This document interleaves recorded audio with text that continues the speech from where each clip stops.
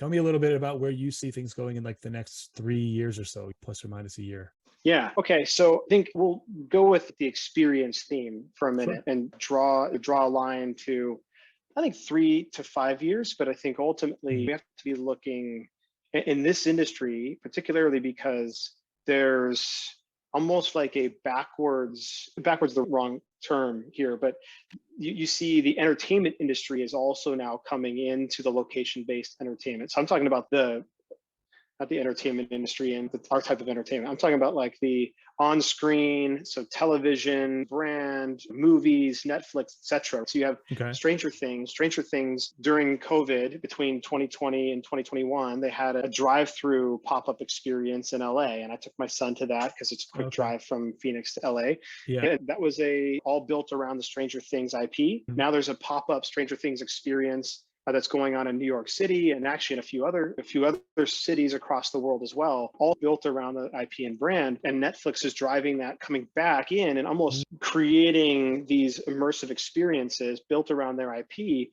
but doing that in a location-based environment. I say all that because we need to make sure that we're thinking about how are we evolving in a way that can compete with these types of IP and branded experiences. Now, that I isn't to see. say that bowling has to try to compete with Stranger Things. That's not my point. They do have to elevate the overall experience, that when I can come and bowl with my friends, I need to have an experience that is at least going to give me something. Like if I've got to choose between one or the other, Mhm. for my Friday night, that the overall total experience is going to at least be interesting enough to compete against that. And so when we look 3 to 5 years out, I see a few things happening. One, you can't ignore what's happening from like a VR and AR standpoint. Yeah. And I use that very loosely. I don't mean that people are going to be strapping on VR headsets and then bowling, but AR, some of the things that the Brunswick's doing, Cubic AMF are doing within their Mhm. lanes and changing and gamifying would have historically just been straight down the lane bowling Right. lanes, gamifying that experience so that, again, it can continue to be a multi-generational, inclusive, and accessible, as we talked Mhm. about earlier, accessible Mhm. sport. So that gamification is going to continue, but Yeah. also the attraction mix is going to continue. We're already seeing the days of single attraction venues Mhm. are sort of dying off, Yeah. or evolving, I should say. Right. Yeah. So the Which number is of just difficult. bowling alleys. Yeah, and it depends on the market too. So Right. you also need to be very aware of what's happening in your market and Mhm. where the opportunities exist, but making sure that there's multiple attractions so you can increase the dwell time and experience time of that particular guest to go from 1 hour because they came to bowl and then they're gone to 3 hours now because they came to bowl and then they did some climbing some walls, or Mhm. they went and played some arcades, or they did an escape room or Yep. whatever, but they had multiple things to do, or they did a laser maze, etc. There's so Yep. many different things. So improving that attraction mix, and then really making sure that it's an immersive experience. I think we're going to see a trend towards overall themed venues. So where I can go in and I may be bowling, but it's a part of an overarching experience and theme, even Mm. though I'm bowling. And so I think we'll see some evolution in that direction as well. And again, just as people are looking for more novelty, more interest, we want to make sure we're delivering on that, and also more technology, so more tech-infused experiences. That's why we're seeing a big revolution now happening in mini golf as well. So Yeah. tech-infused mini golf. I don't know if you've seen Pop Stroke